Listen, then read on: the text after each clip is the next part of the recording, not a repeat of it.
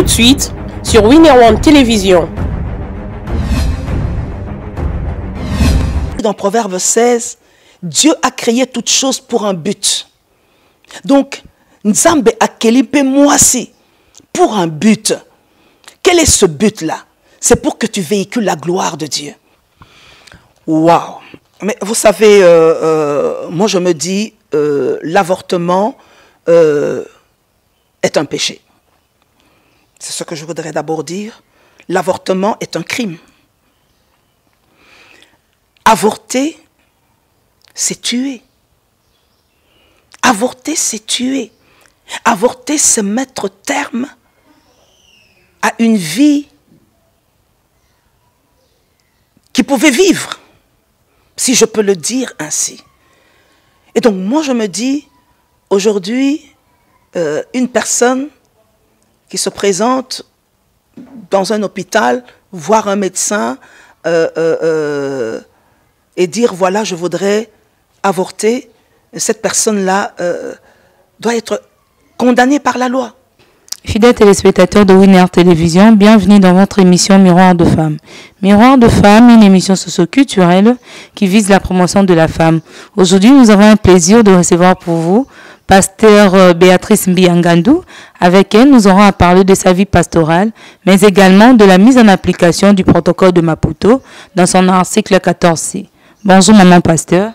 Bonjour Tiziana. Comment allez-vous? Ça va très bien. C'est vraiment un plaisir de vous recevoir aujourd'hui dans le plateau de Miroir de femmes. Merci beaucoup. J'attendais aussi ce moment depuis longtemps. Merci maman pasteur Béatrice. Avant d'entrer dans le bain de cette émission, pouvez-vous vous présenter pour faciliter la compréhension de nos téléspectateurs? Ok, vous m'avez présenté. Bon, mon nom c'est Béatrice Moussaou Mbiangandou. Mbiangandou, c'est le nom de mon mari. Je suis mariée depuis 33 ans. Je suis mère d'un fils. Je suis pasteur, comme tu l'as dit. Je suis une femme entrepreneur. Je suis une femme politique. Je suis conférencière.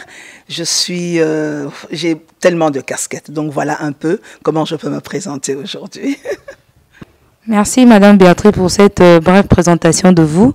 Parlez-nous un peu de votre carrière professionnelle. Comment est-ce que vous avez commencé votre vie de femme pasteur? Bon, c'est vrai que j'ai été ordonnée pasteur en 2002, mais le Seigneur m'avait appelé au ministère depuis longtemps. Comment est-ce que j'ai découvert ça? C'est vrai que depuis mon jeune âge, je crois déjà à partir de mes 18-19 ans, chaque fois que je faisais des rêves ou des songes, je me voyais dans des stades.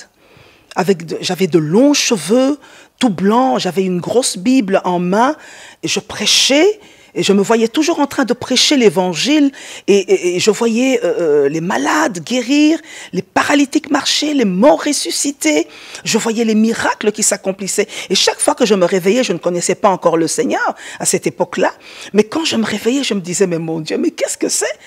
Avec une grosse Bible comme ça, bon. Je riais parce que je n'avais même pas encore donné ma vie à Christ. Je ne savais même pas ce que c'était que donner sa vie à Christ. Mais lorsque je me suis mariée en 1986, nous sommes partis à l'étranger, mon mari et moi, on s'est retrouvés à Paris. Et là, nous avons été invités dans une famille. Et j'ai commencé à observer comment cette famille la priait. Je leur ai dit, mais nous on connaissait les prières, Notre Père, je vous salue Marie, mais je regardais, ils avaient une autre manière de prier. Alors j'ai posé la question à cette grande sœur, maman Henriette, il y a Henriette comme j'aime bien l'appeler, je dis, mais vous avez une manière particulière de prier? Et elle me posera une question, est-ce que tu as déjà donné ta vie à Jésus-Christ? Je lui dis, c'est quoi ça, donner sa vie à Jésus-Christ? Et elle a commencé à m'expliquer. Mais je n'avais toujours pas compris. C'est quand nous sommes rentrés à Kinshasa, en 1987, qu'une amie m'a donné un livre de Tommy Lee Osborne. Et le titre de ce livre, c'était « Comment renaître de nouveau ». Et dans ce livre-là, quand j'ai commencé à lire, Tommy Lee Osborne était en train d'expliquer le processus pour arriver à donner sa vie à Christ. Il dit, voilà, nous avons besoin du Seigneur Jésus-Christ. Tu as peut-être des problèmes dans ta vie, tu constates peut-être que tu passes par des moments difficiles et tout. Ce sont des signes que Dieu est en train de te donner, que tu as réellement besoin de lui dans ta vie. Et à la fin de ce livre, il disait, tu peux te mettre à genoux et donner ta vie au Seigneur. Et c'est là que je m'étais agenouillée dans ma chambre. J'ai fait cette prière-là d'acceptation et j'ai dit, Seigneur Jésus-Christ, je t'ouvre mon cœur et je t'accepte comme mon Seigneur et mon Sauveur. Et donc voilà un peu comment moi j'ai donné ma vie au Seigneur Jésus-Christ. Mais dès cet instant-là, Tiziana, les visions là ont commencé à s'amplifier. Les visions, là, ont commencé à s'amplifier. Je me voyais toujours et c'était tellement fort. Je me suis dit, mais je n'arrive pas à comprendre ce qui est en train de se passer dans ma vie. Et plusieurs années plus tard, 1995, je rencontre le pasteur Diamant Bob Kalonji, l'archevêque Diamant Bob Kalonji, qui est mon père spirituel. Et j'ai commencé à lui parler de ses songes, de ses visions, tout ce que je voyais. Et c'est lui qui m'expliquera cela. Il me dira, ma sœur, Dieu t'appelle au ministère. Dieu t'appelle au ministère, le ministère de la proclamation de l'évangile. Et chaque fois, le Seigneur est en train de te montrer que chaque fois que tu vas commencer à proclamer l'évangile, eh ben, ce sera accompagné de signes, ce sera accompagné de miracles et de surnaturels. Et il me dira, commence à travailler cela dans la prière, dans la méditation de la parole de Dieu. Et il me dira, même si tu as déjà fait des études supérieures, mais tu peux encore rentrer, faire la théologie, faire des études théologiques et bibliques, et ça va te permettre de bien canaliser ton ministère. Et c'est comme ça qu'en 1997, lorsque la Haute École de la Bible Logos Rema a ouvert, nous étions la première promotion et c'est là que j'ai fait la théologie, mes premières années de théologie pour arriver à perfectionner mon ministère. Donc voilà un peu, ça a commencé vraiment par des songes, par des visions que Dieu me donnait et Dieu a permis que je rencontre mon père spirituel qui m'a vraiment expliqué les choses et il a vraiment travaillé dans ma vie pour que je puisse arriver à être au niveau où je suis actuellement. Maintenant, actuellement, vous êtes dans quel niveau? Vous avez une église ou vous intervenez ailleurs? Dites-nous un peu. Voilà, j'ai évolué dans les ministères chrétiens Logos Rema depuis 1995 jusqu'en 2019 et j'étais en Mbuji-Mayi et le Seigneur m'a demandé de revenir sur Kinshasa parce qu'il voulait faire beaucoup d'autres choses avec moi. C'est ainsi qu'actuellement, je n'ai pas encore implanté d'église ici à Kinshasa, mais j'organise des conférences et il y a aussi des églises amies, des églises de collègues pasteurs qui m'invitent, dans lesquels je preste pour le moment, mais je n'ai pas encore implanté d'église sur Kinshasa. Ok, d'accord, maman. C'est vraiment un plaisir de nous partager votre expérience. On a compris d'où l'histoire est arrivée. Donc, ça fait plusieurs années que vous avez commencé. C'est vraiment intéressant. Et par rapport à cette logique-là, maman, dites-nous un peu. Autrefois, jadis, c'était très difficile de voir de femmes pasteurs. Mais actuellement, nous voyons de femmes pasteurs. Essayez un peu de nous éclaircir un peu par rapport à cette situation-là. Vous savez, moi, la première chose qui m'avait beaucoup impressionné et touché, c'est que lorsque moi je suis arrivée à Logos Rema,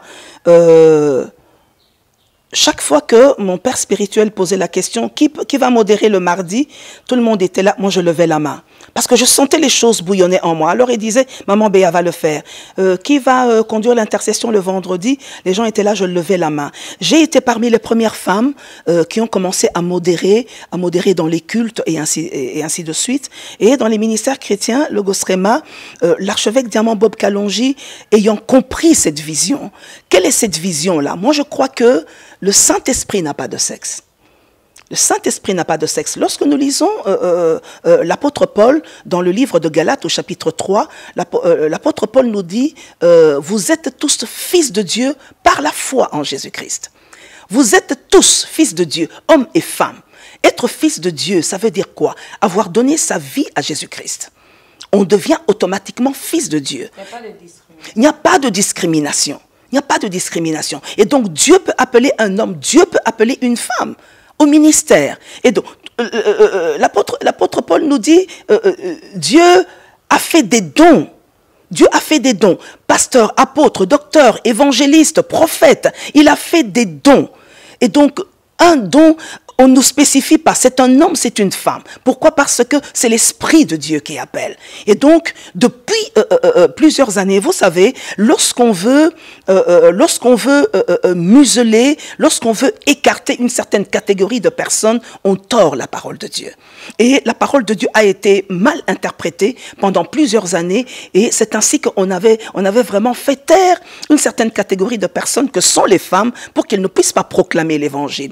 Lorsque moi, je suis arrivé, par exemple, en Mbuji-Mayi Tiziana, la femme ne pouvait pas parler. En Mbuji-Mayi, j'ai passé 20 ans au Kasaï, la femme ne pouvait pas parler.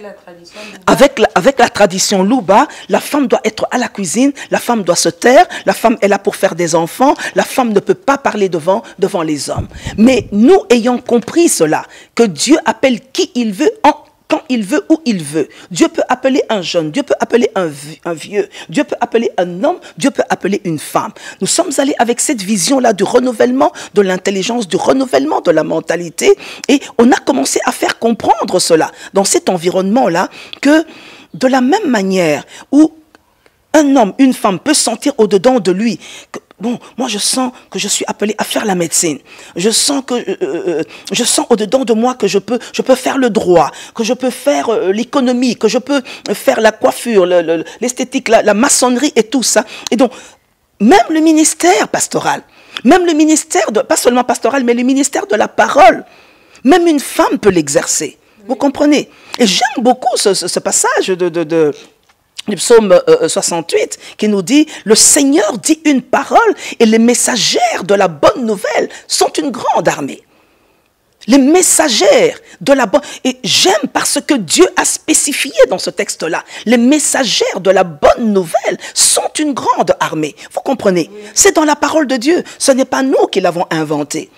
Et moi, je me dis, le Seigneur Jésus-Christ, connaissant déjà que les femmes allaient connaître une certaine discrimination dans ce temps de la Nouvelle Alliance, le Seigneur Jésus-Christ, connaissant cela, il n'a pas voulu, parce qu'il n'a pas voulu apparaître premièrement aux hommes lorsqu'il est ressuscité. Lorsque Jésus-Christ est ressuscité, les premières personnes à qui il est apparu, ce sont des femmes. Vous comprenez ça? Il est apparu aux femmes. Il est apparu à Marie de Magdala, à toutes ces Maries-là qui étaient parties à la tombe. Et lorsque les femmes sont arrivées, parce qu'il leur avait dit, le 3e jour, je ressusciterai. Elles avaient retenu ça.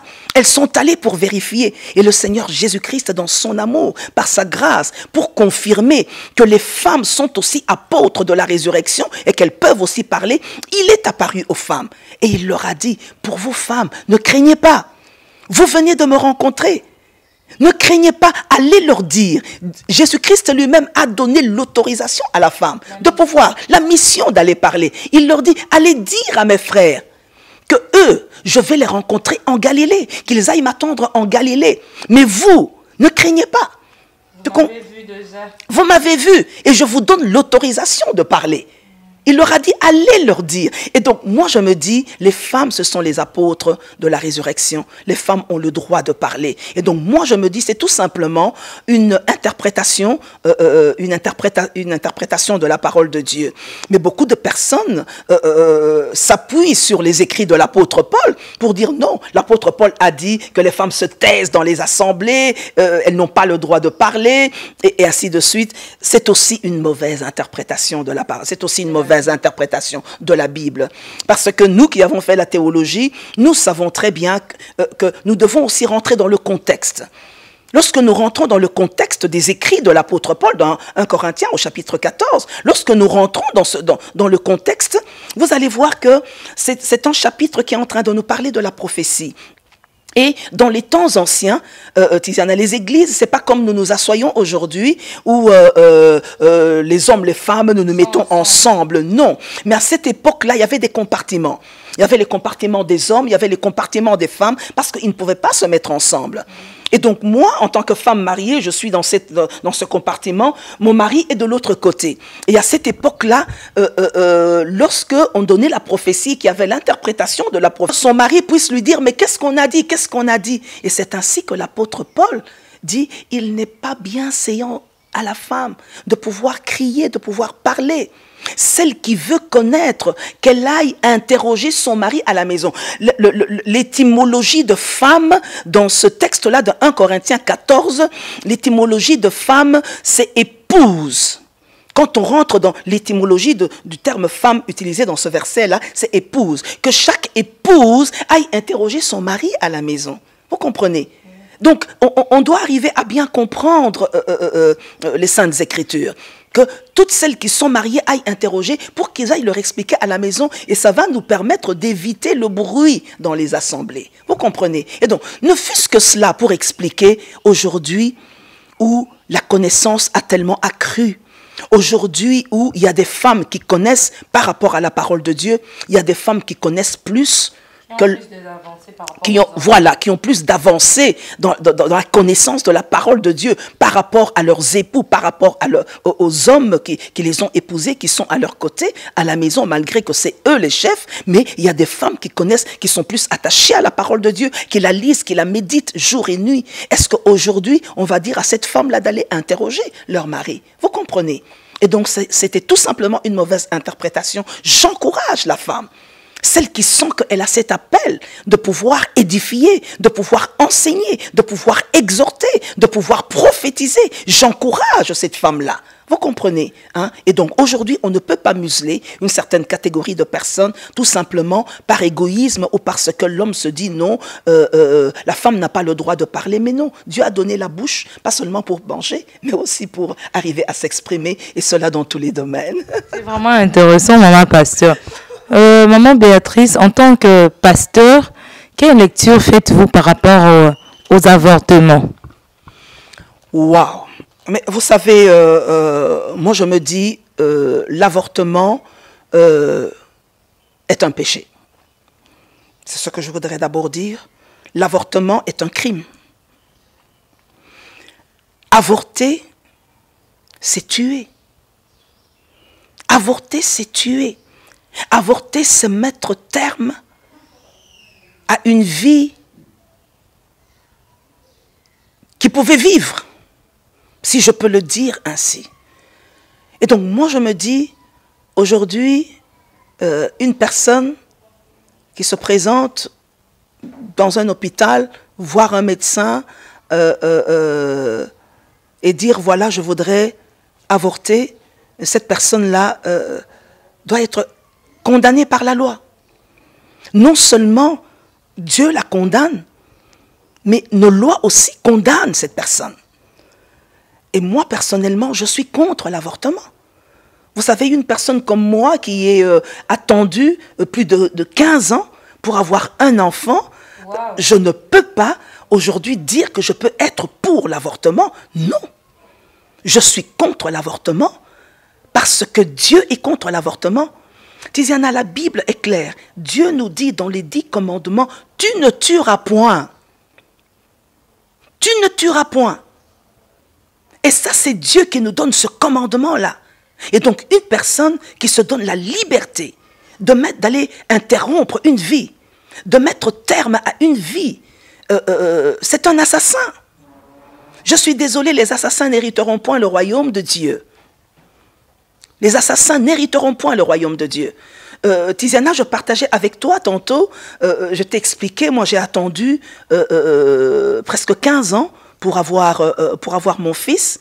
Et quand je me suis retrouvée enceinte à 40 ans, je suis allée chez le médecin et c'était ma première échographie de ma vie. Et j'étais là sur la table, il a mis l'écran et tout ça, on fait l'échographie. C'était à peine 3 ou 4 semaines. Alors je regarde l'écran, je ne voyais absolument rien. Je lui dis, mais docteur, je ne vois rien. Il me dit, maman Moussaou, le point que vous voyez en train... Je ne voyais qu'un petit point sur l'écran en train de battre. Et le médecin me dit, le petit point que vous voyez là, c'est le cœur de votre enfant. Wow. Alors imaginez-vous, toi tu regardes, tu dis non, ce n'est qu'un point. Non, ce n'est pas qu'un point. C'est toute une vie qui a commencé depuis 3 semaines. Le médecin me dit, c'est toute une vie qui est en toi depuis 3 semaines. Et donc, moi, je me dis, en tant que serviteur de l'Éternel, je suis contre l'avortement et je ne peux pas accepter, je ne peux pas autoriser que pour n'importe quelle raison, on arrête toute une destinée. Parce que lorsqu'on avorte, il faut être conscient. Lorsqu'on avorte, on est en train d'interrompre une vie, et non seulement une vie, derrière cette vie-là, il y a des générations. Derrière cette vie, il y a des générations. Et moi, je suis en train de me dire, quelle que soit la manière dont cette grossesse est venue, je condamne peut-être la manière dont la grossesse est venue, on en parlera peut-être tout à l'heure, mais la vie, cette vie-là, on n'a pas le droit de l'interrompre, parce que c'est une personne à part entière, qui pouvait faire des grandes choses, qui pouvait influencer dans la nation, qui pouvait impacter, qui pouvait apporter un plus dans la société, et donc nous n'avons pas le droit d'autoriser ce genre de choses. Maman Pasteur Béatrice, d'après vous, quelle doit être la mise en application du protocole de Maputo? J'espère que vous avez déjà entendu parler du protocole de Maputo. Oui, j'en ai entendu parler par rapport à l'avortement. Dans son article 14C, le protocole de Maputo se résume dans les avortements médicalisés, c'est-à-dire dans le cas où la femme connaît l'inceste, le viol, la santé physique de la mère et du fœtus est en danger. Là, on autorise les avortements médicalisés, mais avec des prestataires de santé, avec des hôpitaux appropriés, avec des matériels appropriés aussi. D'après vous, quelle doit être la mise en application de ces protocoles-là ici en RDC? Est-ce que ça doit être ratifié ou comment? Moi, je ne suis vraiment pas d'accord pour la ratification de ce protocole. Tiziana, vous savez, nous devons arriver, moi je crois, dans notre nation, à faire la part des choses. Vous savez, nous ne devons pas toujours être là pour copier l'étranger, pour copier tout ce qui se fait, à l'étranger. Pourquoi est-ce que je dis cela? C'est vrai, le protocole de Maputo, c'est un protocole international. Oui, c'est un traité international et il est aussi au-dessus de la Constitution, selon la loi. Voilà. Il est au-dessus de la loi, mais moi je crois que chaque pays a aussi des lois, parce que vous savez, si nous devons ratifier tous les protocoles internationaux, je crois que nous allons avoir beaucoup de désordre. Aujourd'hui, il y a l'homosexualité qui est en train d'être ratifiée, le lesbianisme, l'homosexualité internationalisée, et moi je crois que si nous devons ratifier tout cela dans notre nation, eh ben nous allons devenir vraiment un État désordonné. Moi, je crois qu'à un certain moment, nous devons arriver à faire la part des choses. Personnellement, je me dis, le protocole de Maputo, je n'accepte pas qu'il soit ratifié, mais je voudrais quand même expliquer quelque chose. Le protocole de Maputo précise que dans le cas d'inceste, dans le cas de viol, ou dans le cas où la mère et l'enfant sont en insécurité sur le plan de leur santé, il est important de pouvoir autoriser l'avortement. Moi, je dis non. Pourquoi est-ce que je dis non?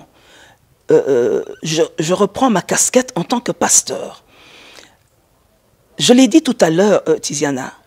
Certes, je condamne l'inceste. L'inceste est une abomination. Je condamne le viol. Le viol est une abomination. Ce sont des relations, comme la Bible les appelle, des relations contre nature. Ce sont des relations contre nature qui sont condamnées par la parole de Dieu. Mais s'il arrive que une jeune fille connaît ces abominations-là, elle ne les a pas voulues. Elle ne les a pas voulues. Ce n'est pas elle qui est allée provoquer l'inceste ni le viol. Mais elle traverse cette situation-là et que par mégarde, que par hasard, elle se retrouve enceinte. Certes, je condamne la manière dont cette grossesse, la manière par laquelle cette grossesse est venue, mais amener maintenant cette personne à aller pécher en tuant l'être qu'elle porte au-dedans, d'elle, je dis non. Parce que nous amenons cette personne à pécher. Tiziana, imaginez-vous qu'aujourd'hui on ratifie ce protocole, mais imaginez-vous le désordre que nous allons connaître dans cette nation. Imaginez-vous le désordre. Il va y avoir un laisser-aller dans la vie de nos jeunes filles. Imaginez-vous le désordre qu'il va y avoir. Moi, je ne suis pas du tout d'accord parce que cela ne va pas protéger nos enfants. Cela ne protégera pas nos enfants. Nous devons refuser cela parce que si on accepte que ce protocole soit ratifié, eh ben, il va y avoir le désordre dans la vie de nos enfants, dans la vie des femmes. Il va y avoir beaucoup trop de désordre. Elles vont se retrouver enceintes. Et vous imaginez combien de jeunes filles risquent de se retrouver stériles à cause des avortements. Parce que même si on vous dit que non, ça va être médicalisé, ça va être orienté, ça va être comment on appelle le personnel médical sera là pour vous aider. Mais il y a toujours des erreurs. Il y a toujours des erreurs. Et vous savez, pendant les 15 ans où je m'étais retrouvée sans enfant, j'ai appris tellement de choses sur l'appareil de la femme. J'ai appris tellement de choses. C'est un appareil tellement fragile qu'il suffit juste d'un tout petit rien. Il suffit juste d'un tout petit rien. Lorsqu'on va faire un avortement, moi je n'en ai jamais connu dans ma vie, mais lorsqu'on va faire un avortement, on est déjà en train de toucher à l'organe génital de la femme, à l'utérus de la femme. À l'utérus parce que le fœtus est déjà l'organe central. L'enfant est déjà positionné. L'enfant est déjà positionné. C'est la matrice. Lorsqu'on va déjà y toucher, eh ben, c'est déjà un problème. Alors imaginez-vous que des personnes comme ça se retrouvent 2, 3, 4 avortements et après ce sont des problèmes de stérilité. Je ne suis pas du tout d'accord. Donc moi je condamne. Je condamne le viol, je condamne l'inceste, ce sont des abominations. Mais s'il arrive qu'il y a une grossesse entre-temps qui commence dans la vie de cette personne, moi je crois que ce que nous devrions faire, c'est prendre ces personnes-là en charge. Les prendre psychologiquement, les prendre en charge psychologiquement, les prendre en charge spirituellement.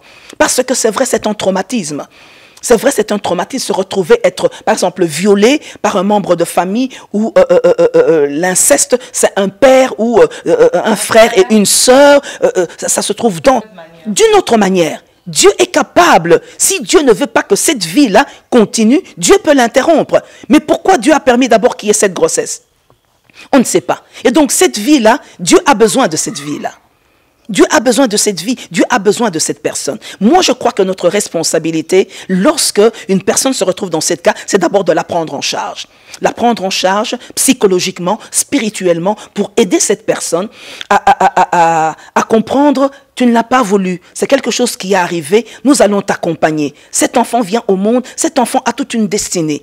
Cet enfant, si Dieu a permis que la grossesse soit là, c'est que cet enfant a une destinée. On va tout simplement aider cet enfant à venir au monde, à grandir. Moi, je connais des cas, des enfants qui sont nés par inceste, qui sont des grandes personnalités aujourd'hui. On a dû faire un grand travail dans la vie de leur mère, pour qu'elles puissent arriver à accepter et à assumer. Accepter et assumer. Et donc, ça c'est la première partie, Tiziana, que je voulais dire. Et donc, là, je condamne. Mais, il y a aussi des avortements que l'on peut autoriser parce que la mère est en insécurité. Ou cet enfant-là, on a fait des examens, on constate que cet enfant-là est un enfant mal formé, Moi, je crois que médicalement, lorsque c'est médicalement prouvé et confirmé que cette femme est en danger, ou ce bébé ici va naître malforme, ou si on laisse cette grossesse continuer, on risque de perdre cette femme. Moi, je crois qu'on peut interrompre. Mais il faut vraiment que ça soit, confirmé par les médecins. C'est ça que le protocole de Maputo dit et explique. On parle des avortements médicalisés, donc c'est ça. Oui, mais c'est ça que je dis. Médicalisé, je suis bien d'accord si la santé.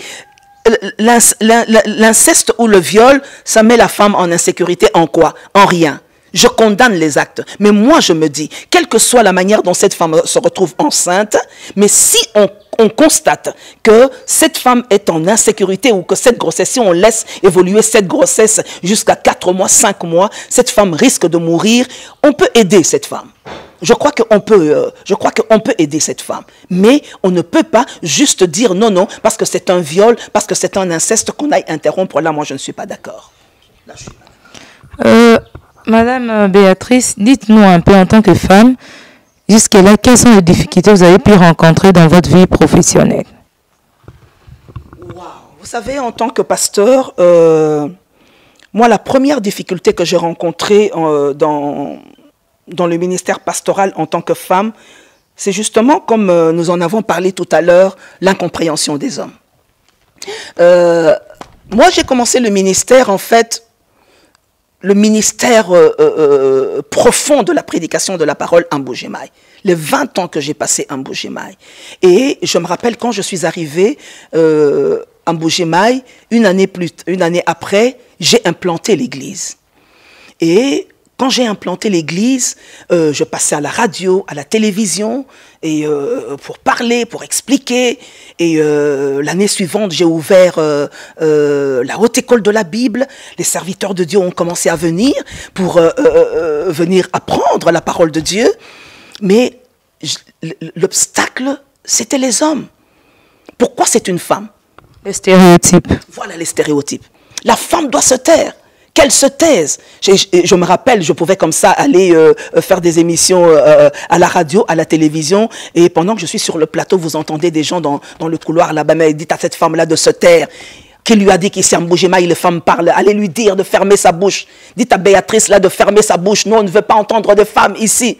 Et c'était comme ça. Et je me rappelle quand j'ai commencé à organiser des conférences avec les femmes, des conventions avec les femmes, des séminaires avec les femmes. Je me rappelle, il y a un pasteur, on est allé lui déposer l'invitation.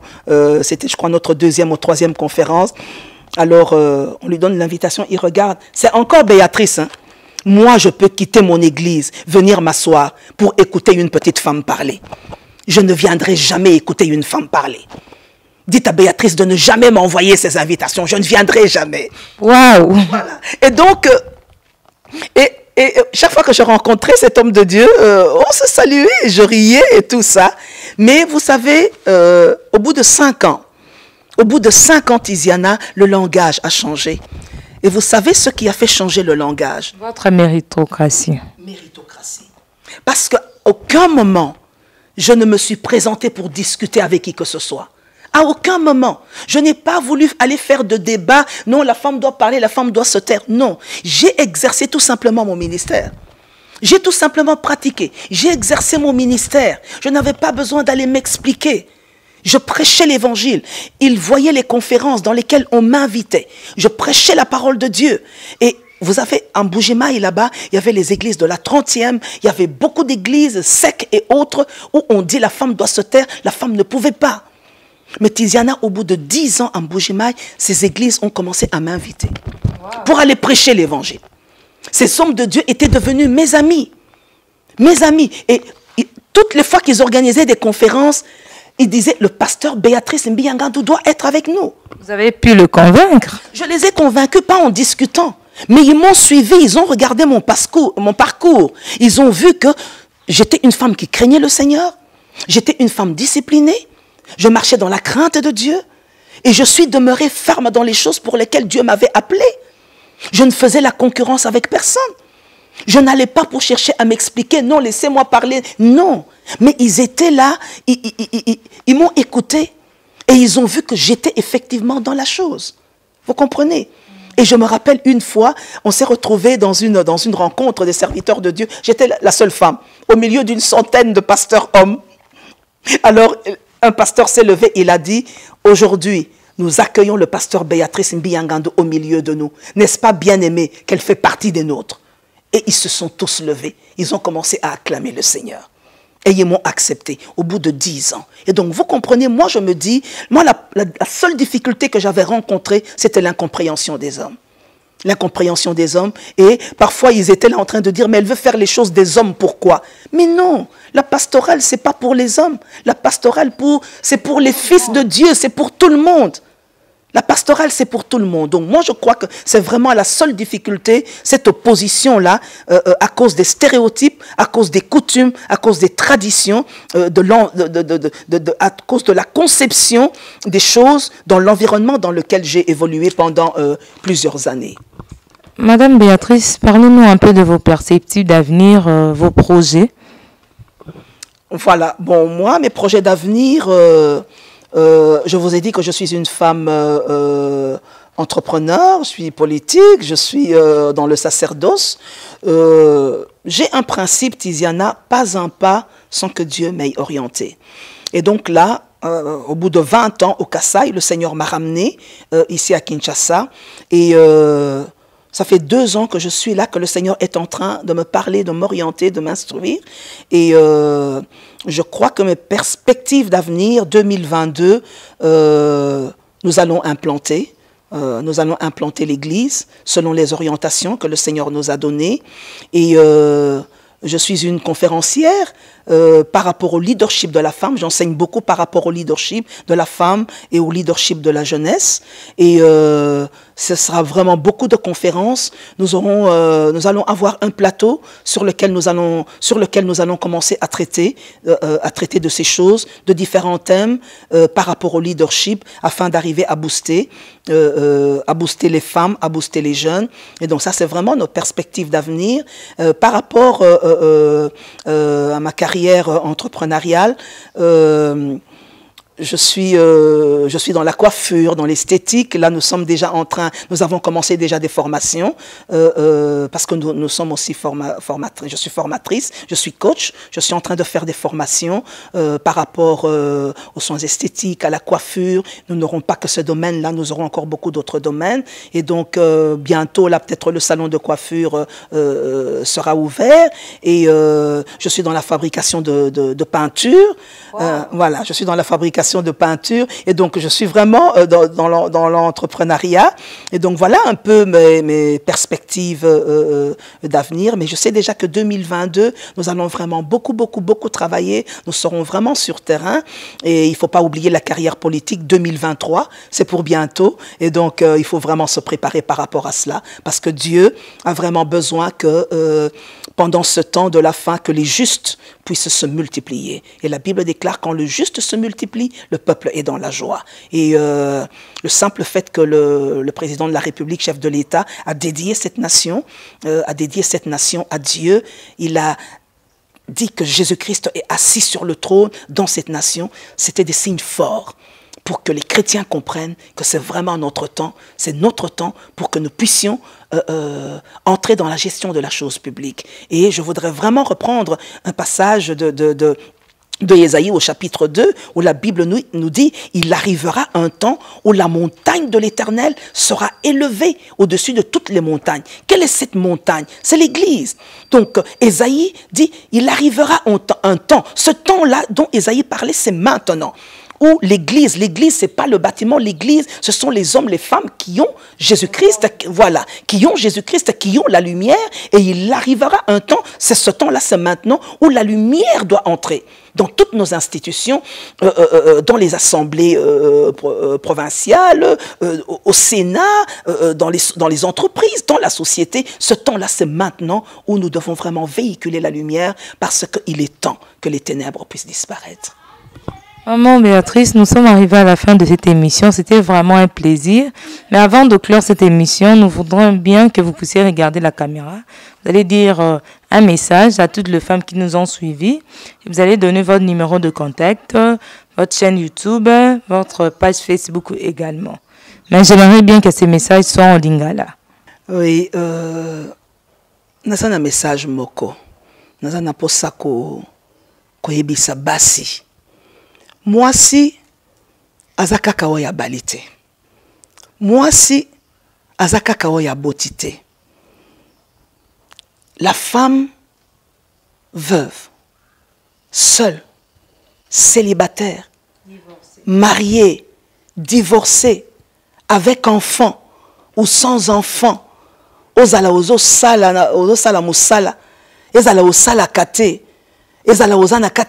Tu élèves tes enfants, tu es une femme ménagère. J'ai vraiment un message à faire passer. Ne te néglige pas. Ne te sous-estime pas. Vous savez, j'aime beaucoup un passage dans la Bible. La Bible nous dit dans Proverbe 16, Dieu a créé toutes choses pour un but.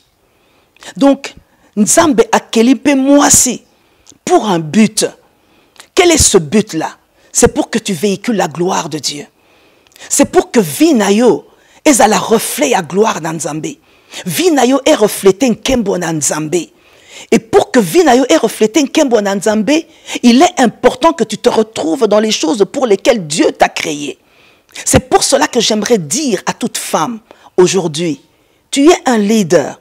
Quelle que soit place yo ozali, ezaloza na kati andako, ezaloza une femme politique, une femme entrepreneur, une femme, tu es une femme leader. Est-ce que tu influences? Est-ce que tu leads? Est-ce que tu impactes? Est-ce que tu affectes ton environnement? Je crois que l'heure a sonné, le temps a sonné, ou tel que tu es là, ou que tu te retrouves, que tu te poses la question, qu'est-ce que j'ai déjà fait? Quels sont les signes?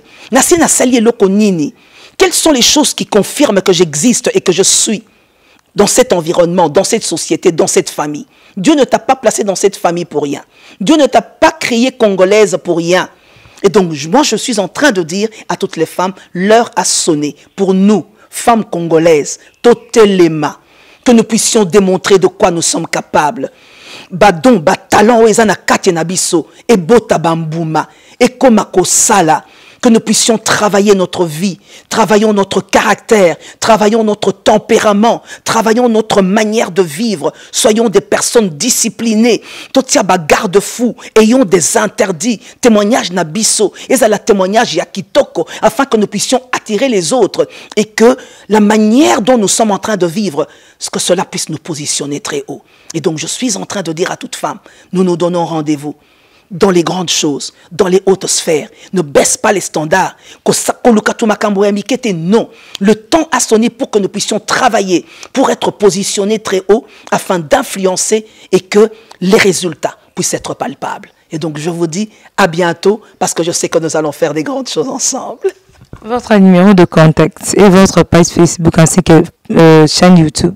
Voilà, mon numéro de contact qui est aussi sur WhatsApp, c'est plus 243 81 698 13 94. Je le reprends, plus 243 81 698 13 94. Et nous sommes sur Facebook.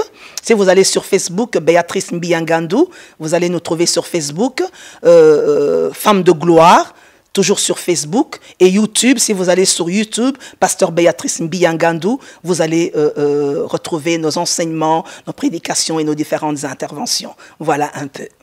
On finit avec l'émission d'aujourd'hui qui a réussi pour vous Madame Béatrice Mbiangandou. Avec elle, nous avons eu à parler de sa vie pastorale, mais également du protocole de Maputo, sa mise en application. Un grand merci à toute l'équipe technique qui est toujours disponible pour nous accompagner. Derrière la caméra, on voit merci Lenga, LM, et sans oublier mon réalisateur Didier Mbongo. Un grand merci à toi pour tout ce que tu fais pour cette émission. Big salutations à ma maman chérie, je t'aime beaucoup, maman Marie-Pauline Boutoumbe. Bien de bonnes choses à toi, maman, et à mon ami personnel Fédra Bouanga. On se retrouve très prochainement pour un nouveau numéro avec un nouveau invité. À très bientôt. Bye.